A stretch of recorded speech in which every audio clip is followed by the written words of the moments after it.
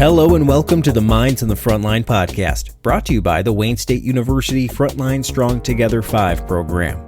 The Minds on the Frontline Podcast is designed to inform, educate, and entertain first responders, their families, and the public regarding the realities of frontline work-related mental health challenges. In this episode, we welcome James Wade and Don Gephart. James is a police officer with the Dearborn Police Department, as well as a member of his department's peer support team. Don is a dispatcher for Dearborn Police and Fire. James and Don were invited to the show to have a real, honest, and raw conversation about the realities of the stress that frontline workers face. During this episode, we talk about PTSD and the impact on first responders.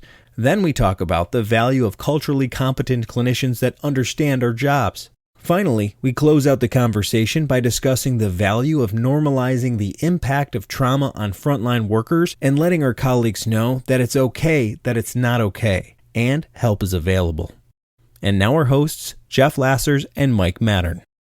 Hey, buddy. Hey, what's going on? Oh, another episode with my dude. Yeah, man, we're hanging here, man. They let us in, and they haven't kicked us out yet, so. No. In those first 4 episodes, we've kind of begun the story arc, right? In the 3rd and 4th episode, we brought in some big guns with Dr. A and Dr. Arash, who were able to really give us background in the foundation of mental and behavioral problems that human beings experience, let alone what first responders are going to experience, or the stress and traumas that they're going to kind of interact with in their job. So today we kind of want to just have a conversation again, and we're bringing in a cop and a dispatcher. We got Officer James Wade from the Dearborn Police Department, as well as Don Gephart, who is with Dearborn 911 Dispatch, who serves more than just Dearborn's community. I think it's Melvindale. There's I think 6 or 7 communities. Yeah, so they're very busy. This was a really fun episode getting to know those guys. So what did you think about the episode?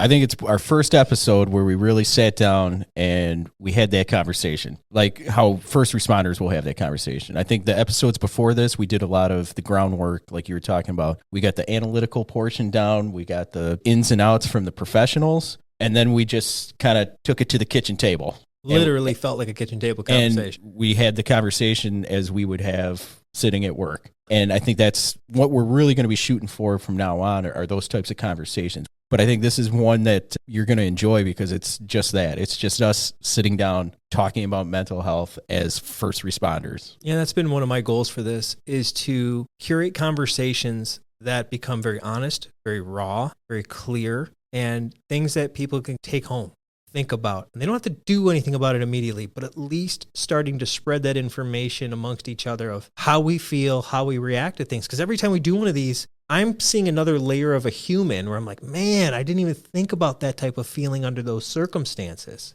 Absolutely. And I think with this episode, what you're also going to see is, even though we all have different jobs and different roles within the first responder community, we're all the same. Yeah. How we deal with it, all of those things. And it's the stuff that we all know because we're all in the first responder world. But people outside the first responder world may not understand about us. Right. It's those conversations you're kind of afraid to have necessarily, depending on the group that you're with. But sitting down here, this is the first time we sat down and had a conversation about it, and you'll hear it sounds like we knew each other for a long time. Yeah, I just met those dudes. That's it. And that's what I'm saying. I think it's a real kind of raw, organic conversation that happened as we just started talking about mental health. Yeah, enjoy the show. And thank you very much to James and Don for really just being honest and open and sharing your experiences on this. We really appreciate it. And we hope everybody enjoys the show. All right. Dispatcher and a cop walk into a podcast studio. That's all I got. Everyone else walks out. Fireman, cue. James Wade, tell us who you are, what you do, and where you do it. My name's James Wade. I'm a sergeant with the Dearborn Police Department. I've been there for about 15 years. I'm one of our peer team coordinators, helped found our team. I'm part of the Downriver Critical Incident Response Team, and I'm also a certified trainer for the Call for Backup program, which is another mental health impact group. That's awesome. Yeah, we need more people getting involved with this stuff, and we really appreciate it. You being a police officer and Mike and I being firefighter paramedics, we're on the road a lot. So we see each other. We're very familiar with how each other work and interact with each other, and we kind of feed off each other. But our boy Don over here, Don Gephart, you have a slightly different view. Why don't you tell us who you are, what you do, where you do it, and then talk about the nuances of your job. I'm a police and fire dispatcher for the city of Dearborn. The differences between us and the firefighters and the officers are we're kind of isolated. We're alone outside of the realm because we're not seen all the time. We don't speak to each other as the officers and firefighters get to. So we're kind of in our own little world. We're almost kind of forgotten when we do have a critical incident. Something like that happens, that we might be the last person to be like, oh, wait, we should probably check on our dispatchers. So we are finally putting something together for the dispatchers with the help of the firefighters and the police officers. But it's just a different nuance for us. We're different because, like I said, we're kind of almost forgotten. Yeah, you really have no closure to a call. You get this call that says, hey, you, I need help. And it's usually a lot more panic than that when it's bad. And then maybe get to hear about the call, third, fourth hand, couple shifts later. Whereas, me and Mike are like, oh, what happened? Oh, we transported, did this, left there, she was good. Like, we get this subconscious closure from a call just on that, where you're in a box with cans on your head and talking to people all day, and you only get to hear the introduction to the story. Right. And not only that, I think a lot of times we hang up with that critical incident and we're on to the next. Right. So it's relentless. It just keeps coming and coming and coming. And you're only hearing the bad news. Correct. No time to decompress in between. Nothing. Has anybody ever called just to let you know everything's good? No. I think I'm going to do that. I'm going to call 911 when I call them, just let everyone know. I'm just kidding. I'm not doing that.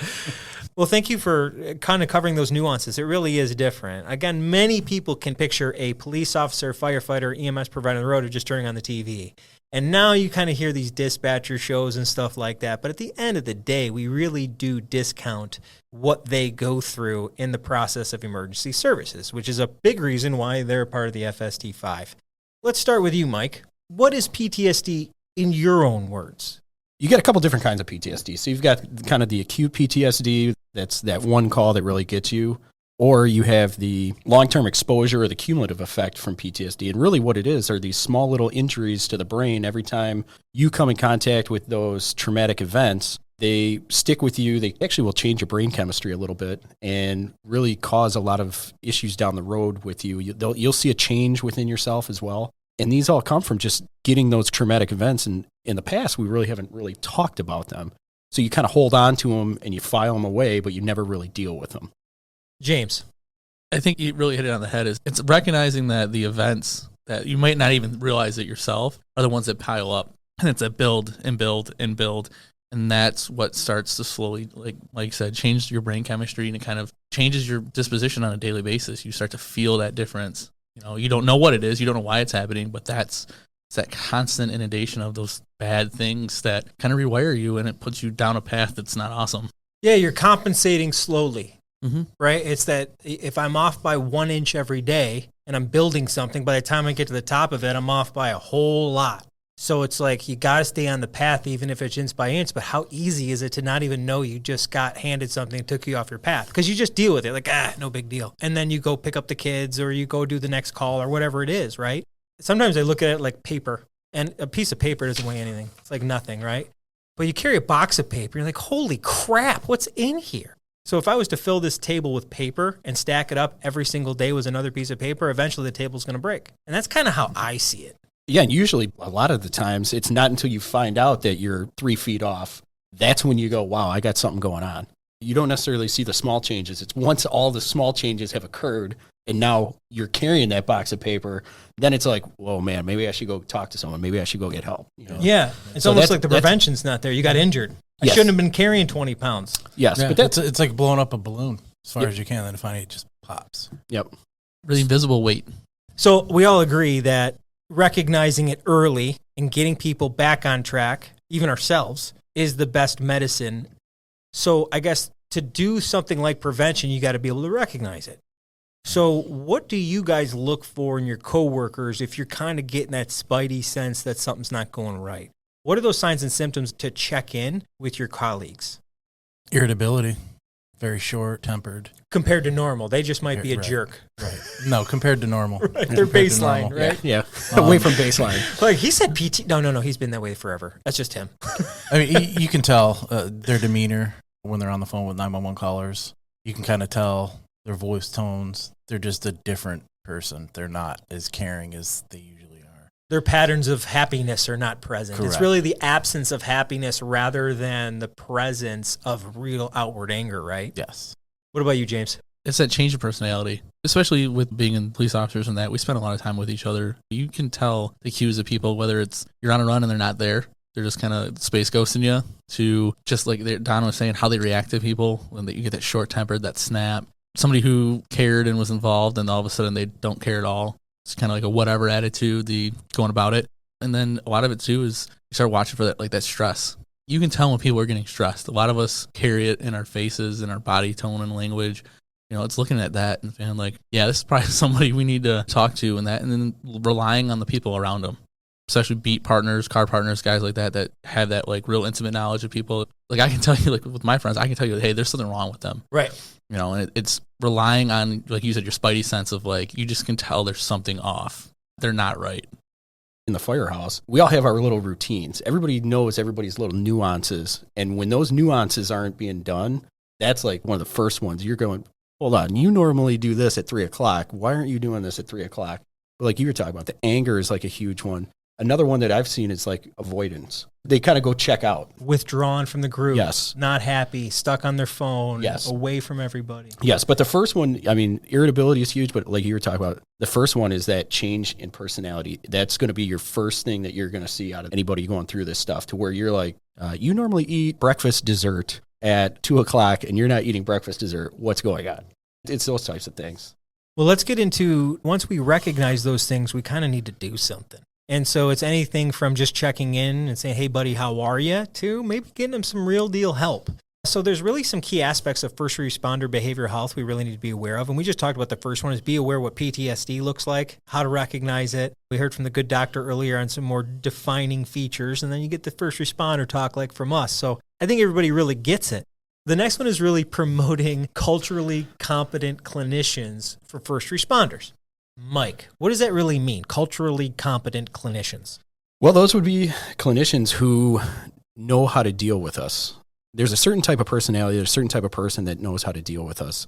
Knowing the little nuances of the firehouse or dispatch or PD, any of those things, we all have our different personalities, we all have our different languages that we speak, we all have different ways of doing things.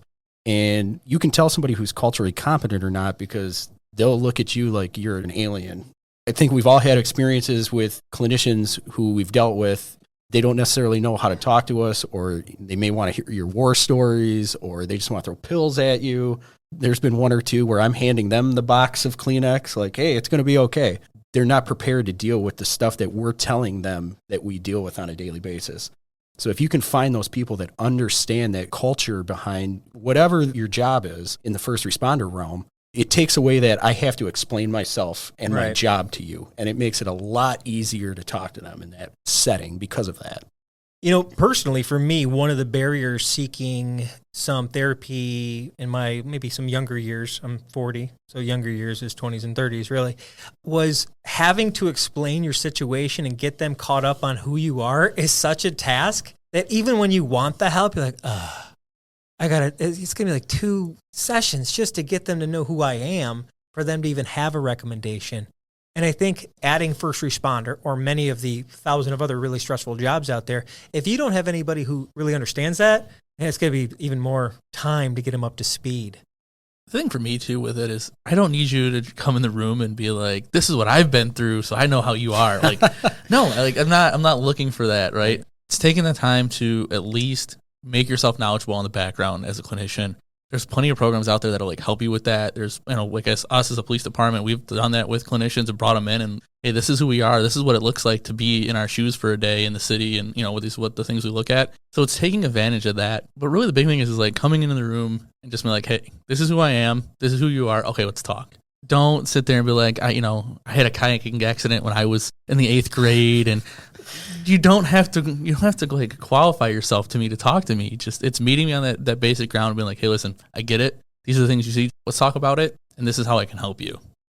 Don, do you feel that sometimes, even though somebody wants to be something, it's not for them? Definitely. So Yes. sometimes you come across a clinician that really wants to be a first responder clinician. It'll make them feel really good, but maybe that's not their wheelhouse. Yeah. Yeah. And it takes away the trust too. If you're trying to talk to that clinician, I'm not going to trust you. If you're wanting stories first and I have to explain to you what my job entails and what I have to do and what I do on a daily basis and why I got where I am to sit down in front of them, I'm not going to trust them.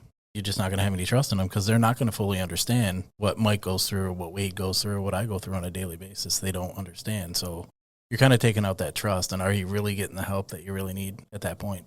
Right. Not. If I'm distracted by you trying to untie what I do, then I'm not even focusing on me to help you understand me. Right. And it's kind of like wasting your time.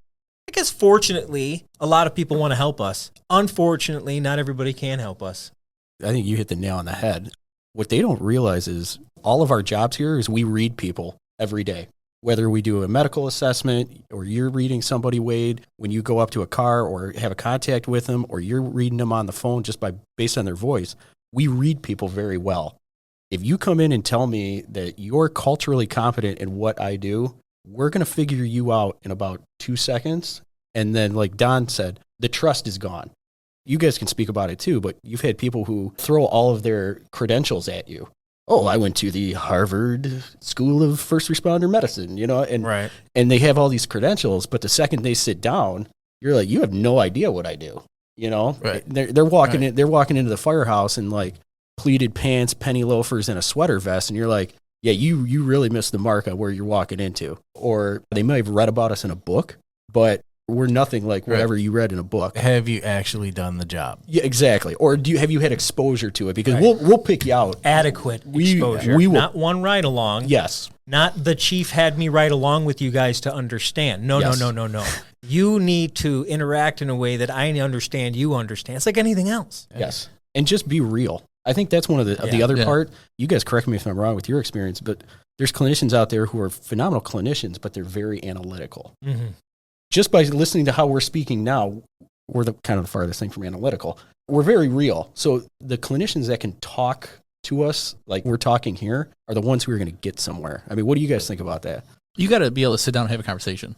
That's part of like becoming competent in this realm of first responders is take the opportunity to, if you aren't trying to figure out what's wrong with me for that day, have a conversation with me. Like come and hang out and sit in a roll call. For the PD side, we do roll calls at the beginning of every shift. If you want to learn very quickly what it's like to be a cop, sit in a roll call for 5 minutes and watch us interact with each other. You're going to really get those little nuances and, like you said, how we talk and speak and the way you beat up on each other in that brother-sister way. You're going to learn all those little things. You can see this is really what it is. And versus like you said, where, I took a ride along because you're stuck in a car with somebody who knows where this came from and they're going to give you the ABC answers. Right. You're not going to get the real life of us. If you want to help, learn to hang. Learn to drink coffee and BS, and eventually you'll be helping without even us realizing it. Yes. Yeah, like Wade said, I mean, all we need is somebody to come sit with us as dispatchers and see what it's like. Because I think, unfortunately, a lot of people have this vision of a secretary sitting at a desk, and it's not even remotely. When I first started, I kind of thought, how hard can this be? Was I overwhelmed? That's what we need is somebody that understands completely what we do, all of us. 100%. Not just going to school and watching some videos. They need to actually understand it hands-on. Okay, so let's say we only had culturally competent clinicians around us. We would still need to normalize the effects of trauma on first responders. And that's another key aspect of first responder behavioral health is just kind of getting everybody to understand that it's okay to not be okay. I was watching this thing on like Instagram earlier. It was like a fitness person. It's like in one day they go up and down 5 pounds and they're like training for Mr. Olympia. And it's just like, imagine what you do in a week in your brain. So if your body changes that much in a day, imagine what my brain chemistry can do in a week. And then pile on our calls on top of that. So I think it's really important for us to get to the point as first responders, and it definitely was different, Mike, you and I, when we got into the service, that you having a problem was you shutting your mouth. Oh, yeah. Keep your mouth shut, move on. Maybe this job isn't for you. Wade, you were probably in the same boat, you too. And that was the old school mentality, and that got us to where we are today. James, how can we normalize that impact of trauma, and how do we help our colleagues, coworkers, brothers and sisters we go on the line with know it's okay to not be okay? Honestly, it starts from the top down. It's a culture of understanding from the highest of levels that trauma occurs. You're not supposed to see some of the things we see or run and do the things we do. And it's getting everybody to understand that that's going to happen, right? That you're going to need to talk to the people and let them know these things are bad. These things that are happening to you aren't normal. You're not supposed to see all this. It's taking the time to tell people, listen, like that legitimately what you're feeling right now is okay. Like that should bother you. You should have some emotional reaction to that. Now, it doesn't have to be in the moment where I get it. Like we all put our hat on and go to work. But when you get done, you're going to think about that stuff. And it's okay to think about it. It's okay to say, yeah, man, that one was rough. I get like 5 minutes, can I talk to somebody, you know, that even if it's somebody you work with that you're close with, having that person go and say like, hey, can I like bend your ear? Dude, this one was bad. This is what's bothering me. You know, that's phone conversations. It's going and being okay in yourself to say, hey, listen, boss, like, can I get the number for EAP so I can make a phone call over the weekend? Right. Like, that one was rough. Like, this was a hard weekend on me, you know? And then, because people forget too, is you have family lives. You have things that happen outside the job that no matter how hard you try it, you carry it in. And it's knowing it's okay to balance all that, knowing it's okay in yourself to take that time out and be like, yeah, man, those scenes are hard. And it's also having people around you to say, hey, that was a hard one. Knowing it was hard on you too, and me seeing you're like, well, he said it was hard, and it is hard, but he's able to get through the day. That empowers me to go, oh, it is okay. It's just a feeling right now. I just got to get past this. And sometimes that's all it is. The other one is we don't look at this as much as hurt or injured. So if I'm in the bay of a firehouse and I fall down and they see me, you know, butt over tea kettle, bam, it looked like it hurt. Oh, man, that was a bad one. Are you hurt or injured? Well, it might just be, oh, give me a second. I just need a second. And then I'm fine. Well, we'd probably laugh at you first. Yes. And then right. Different than behavioral, right? But then the other side of that is I might actually have broke something. Either way, my lieutenant's going to say, I want you to get checked out. Well, why? Because you might be hurt. It's no different. It's just less obvious and less normalized. Would you agree? No, totally agree. And I think that's almost on the bosses more than anybody else, because you set the tone for your crew in the fire department. If you're captain, lieutenant, whatever, if you can admit, hey, that was a hard one, everybody who's working for you at a lower rank will go, wow, that guy said it was okay. Maybe it's okay for me to say it now. When you're younger, you want to prove yourself to all the other people. You want to prove yourself to everybody who's more senior. And you may not necessarily open your mouth and say, yeah, wow, that one was a rough run. But if, you know, say your lieutenant comes up and goes, man, that was a rough one. I mean, that was rough for me. That opens up the door for those younger guys to be okay with it, you know, saying, yeah, well, yeah, you know what, that kind of bothered me too. You don't have to put up that front of that nothing bothers me type mentality. If you have it, like Wade was saying, if you have it coming down from the top, that's the key. It's availing yourself to other people, right? Of like, you are a guy, and you don't have to be somebody that's got 20 years on, right? You can be a dude that's got 5 days on. It's making yourself available to other people and letting them see that vulnerability of being, hey, listen, like, I get it. I'm here if you need to talk to me. You know, these are the things I've went through. If you need it, I'm here as well. It shows that, okay, there's other people around me who are doing this that I can go to as well. There's other people that are willing to stop and listen and take that 5 seconds. We don't have to be best friends, but if I know you're a guy that, hey, I can come over and talk to you real quick, that's going to help me. And it's going to let me know that what is happening is part of the healing process when we go through this stuff. I totally agree. But I think on like the dispatcher side of not wanting to say anything too is some people still have that, well, you're not out there. You're not seeing this. You're not doing this. You're not taking a bullet. You're not running into a house fire. No, but we were on the call. We took the call. Those are our friends. Those are our coworkers that are out there that could be getting shot at. We take that personal, especially if one of our own people get hurt. It's a personal thing. And at the end of the day, it does build up and you do have to talk to somebody, but I think it's a little bit harder to get people to understand. You got to talk about it. Yeah, you might not have been out there, but it still builds up, and it's still you were the first person to talk to the person who had the crisis. Yes, that's a tough spot. It is, and you know, it's a tough spot. You hear, you know, one of the firefighters' alarm goes off as you're a dispatcher. You hear an officer screaming over the radio, and you can't understand what they're saying, but you know something's wrong. On us, it's our responsibility as a dispatcher to figure out where they are and what's going on and get them help as quick as we can. And it's very stressful. Those are our friends. And it's not just the call for help. It's then the radio traffic that you have to help facilitate during a barricaded gunman, a chase, a this or that. Steve's driving one car, Mary's in another. They're your friends. You see him every day for lunch or on shift. Next thing you know, they're chasing a bad guy down the Southfield Freeway. Exactly. That's not cool. No. Like me personally, I want to just jump out there and help them. But right. You can't. And we all feel that way. And that's what I think that what builds up inside of us.